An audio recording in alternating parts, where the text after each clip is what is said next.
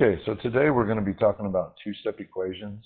And the reason why these are two-step equations is we're really only going to have to do two things to solve these equations. And to solve them, we're going to be doing undo math. And so we want to remind you real quick that addition and subtraction are opposites, and so they undo each other. So if you have a plus 3, if you subtract 3, then it undoes it and gets rid of it. Okay, and the same with multiplying and dividing are opposites. So if you're multiplying by 4 and you divide by 4, then it's going to get rid of it and undo it. We do want to be mindful of invisible math. This is where you see plus and minus in division, but you don't always see multiplication signs. And so if you see a 5 and an x together, then even though you don't see the multiplying sign, it means it's multiplication. Also, if you just see an x, then there's an understood 1. So there's stuff that we may not be able to see, and we just always want to remember that. All right. So the steps to solving, before we get to the steps, we want to remind you of the golden rule. Okay? And the golden rule is if you do something to one side of an equation, you have to do it to the other. We want to make sure that we're always fair. Okay? If you give one kid a piece of candy, then you have to give the other kid a piece of candy. So we've got to remember this as we're doing our undo math today. So here are our steps today. We're going to, excuse me, draw a line through the equal sign, and this is going to split our two sides. Okay, so I know not everybody likes to do this, but this clearly defines that there are two separate sides, and it's always important to do. This is the most important thing to me.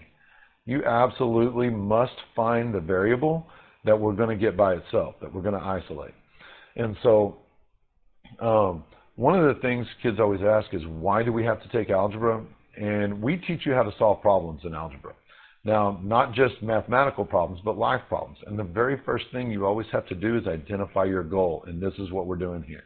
So it's very important that we do this. And then the last part is what we call the undo math. So we're going to start undoing stuff, and what I want to stress here is we're peeling back layers. I want you to kind of think of this as an onion.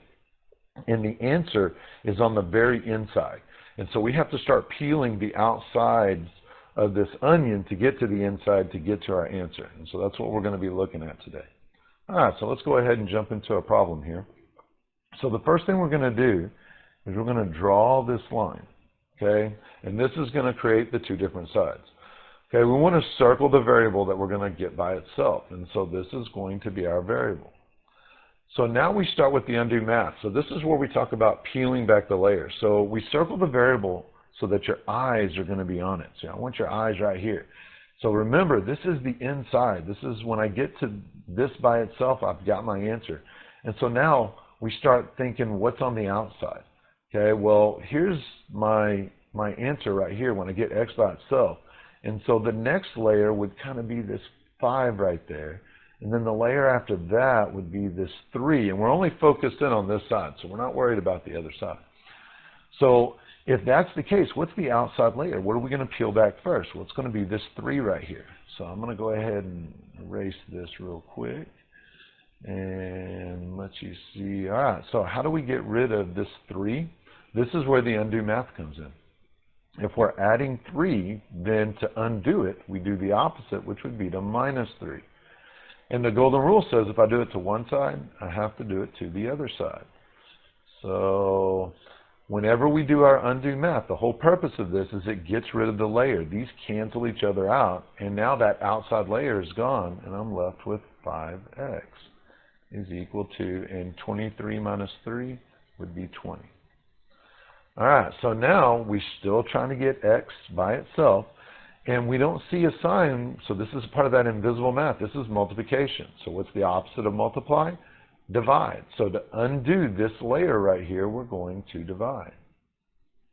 And so we'll divide both sides by 5. And so this gets rid of this right here, and we end up with x is equal to 20 divided by 5 would be 4. Now, we talked about this as being two steps. If we ever ask you to describe the steps, I want to describe the steps. Our first step, we subtracted 3. Our second step, we divided by 5. So if you ever asked to describe it, I want to make sure you understand that step 1, we subtracted 3. Step 2, we divided by 5. That's all we're looking for. All right. So we're going to draw a line through the equal sign. So we're just simply following our steps. And I know kids love to rush into this, and they're like, oh, I don't need any steps. And a lot of times they end up thinking they're supposed to subtract 6 because we subtracted the number on this side the last time. And so that's why it's so important to follow this, because if you look at this, if we circle our variable, we don't care about that 6 on that side. My variable's on the other side this time, so always follow these steps. All right, so now what is my outside layer right here? So here's my k. This would be the next right in here. This negative sign goes with the k, not the 5. Okay, and then the outside layer would be this 5. All right, so this is a positive 5 here. Remember, the negative's with the k. So if this is a positive 5, a positive would be like plus. What's the opposite of plus 5? Well, that would be a minus 5. So if we're going to undo this, we're going to minus 5. So then we have to do this to both sides. So we're going to minus 5 to both sides.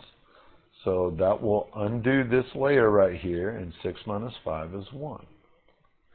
Okay, so we still have this negative k. Now, we talked about that invisible math. So this negative right here, there's actually a number that's understood to be here, and that is a 1. So it's that invisible math.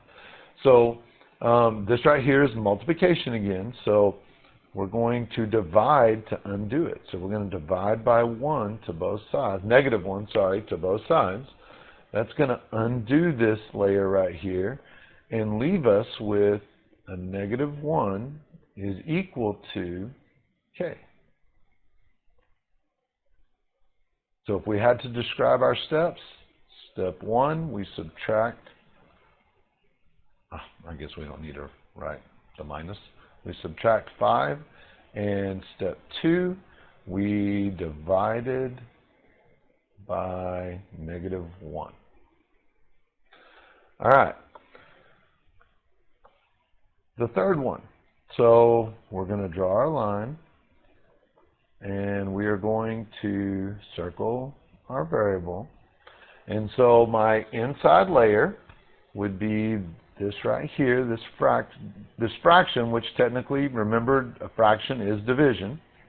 And then the outside layer would be this 2 here. So we're going to start by undoing the 2, get rid of this layer. So we've got a minus 2 to both sides.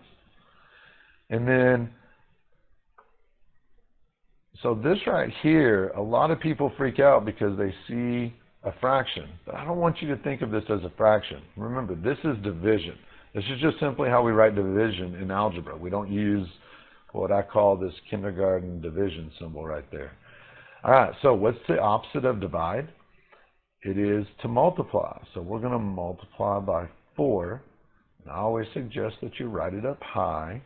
And so multiplying by 4 and dividing by 4 will cancel each other out, and it undoes it, gets rid of that layer. And now we've got a by itself equals negative 8. And remember, one negative makes the whole thing negative. All right, and then this last one looks weird. We've got a huge fraction bar here. Okay, but let's still follow our steps. So before we start panicking, let's follow our steps. Let's draw our line. Let's go circle our variable. All right, so my eyes are right here. Now, because this fraction is so big, it is actually going to move the this 2 to kind of, it's further away. It's more on the outside. So I would say my inside layer is everything on the numerator, everything on the top. And so the 2 actually becomes the outside now. So what is the opposite of divide? It's going to be to multiply. So we're going to get rid of our first layer, and we're going to multiply by 2. Okay, so we're going to get rid of both of those. So then that peels off that layer right there and gives me negative 14. And then we got to get rid of this inside layer, and so this is plus 7. So we're going to minus 7 and minus 7 to both sides. If you struggle with your numbers, it might not hurt to use a calculator here. The rule is that if our signs are the same, both of these are negative, you're going to add and keep the sign. So 14 plus 7 is 21, and then you just keep the sign. I think I forgot to write the steps on the last one. So let's write our steps real quick. The first step that we did on this one was to multiply by 2. And then our second step was to subtract 7. And what I want you to see with these steps is that that you can write this out. A lot of kids get scared of writing, but you can write these steps out.